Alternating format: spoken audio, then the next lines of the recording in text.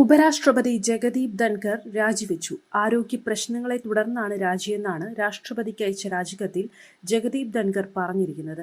അനുച്ഛേദം 67A പ്രകാരമാണ് തന്റെ രാജിയെന്നും കത്തിൽ ജഗദീപ് ധൻഖർ പറയുന്നുണ്ട്. രാഷ്ട്രപതി ദ്രൗപദി മുർമു, പ്രധാനമന്ത്രി നരേന്ദ്രമോദി, കേന്ദ്രമന്ത്രിമാർ എന്നിവരോട് കൃതജ്ഞത അർപ്പിക്കുന്നുവെന്നും കത്തിൽ ജഗദീപ് ധൻഖർ പറയുന്നു.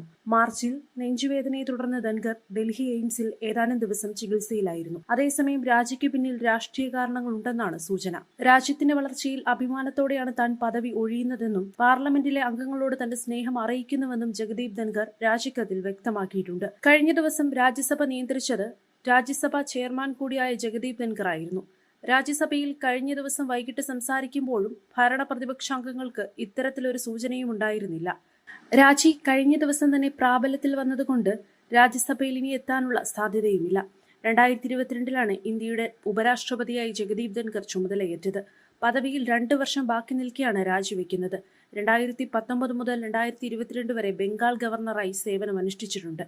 തങ്ങളുമായി നിരന്തരം കൊമ്പുകോർത്തിരുന്ന ധൻഖറിനെ അധ്യക്ഷ പദവിയിൽ നിന്ന് നീക്കണമെന്നാവശ്യപ്പെട്ട് പ്രതിപക്ഷാംഗങ്ങൾ കത്തു നൽകുന്ന അസാധാരണ നീക്കത്തിന് നേരത്തെ രാജ്യസഭ സാക്ഷിയായിരുന്നു.